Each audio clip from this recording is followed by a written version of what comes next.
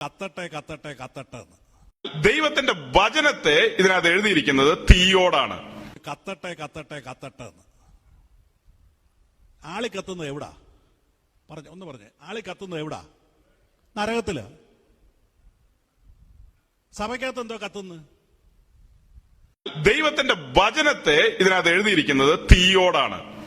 യിരെമ്യാവിന്റെ പുസ്തകത്തിൽ എഴുതിയിരിക്കുന്നത് എന്തെന്നാ? എന്റെ വചനം തീയാണ്, എന്റെ വചനം തീയാണ്, എന്റെ വചനം ചുറ്റുകയാണ്. അപ്പൊ ദൈവത്തിന്റെ വചനം തീയാണെന്ന് എഴുതിയിട്ടുണ്ട്. ഈ പറയപ്പെട്ട പ്രസംഗത്തിനകത്ത് പ്രിയപ്പെട്ട കർത്താവിന്റെ ദാസന്മാർ ഞാൻ അവരെ വളരെ ബഹുമാനിക്കുകയാണ്. ബഹുമാനിച്ചുകൊണ്ട് മാത്രം, അല്പം പോലും ബഹുമാനക്കുറവിലല്ല, തികഞ്ഞ ബഹുമാനത്തിൽ എന്നാൽ എനിക്ക് കിട്ടിയ വെളിപ്പാടിൽ ബോധ്യത്തിൽ ഞാൻ പറയുകയാണ്.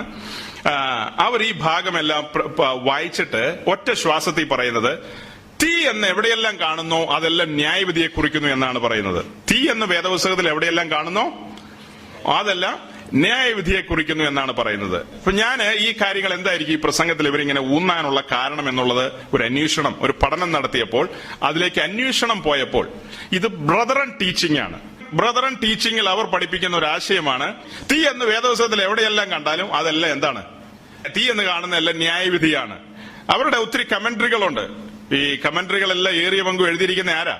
ബ്രദറുകാരാണ്. William Barclay, John Darby, John Kelly, William Mackintosh എന്നൊക്കെ പറയുന്ന ആളുകൾ ആരാ? വലിയ സ്കോളേഴ്സ് ആണ്, ബ്രദറൻ സ്കോളേഴ്സ് ആണ്.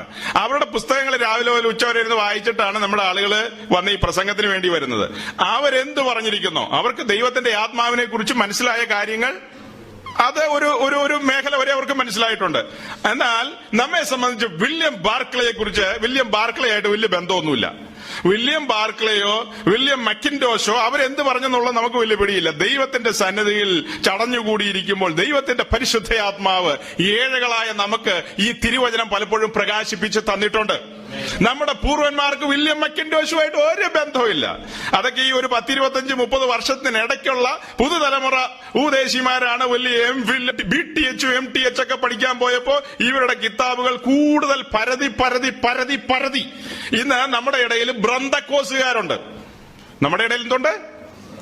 ബ്രന്തക്കോസ്. എന്താണ് ബ്രന്തക്കോസ് എന്ന് പറഞ്ഞാൽ?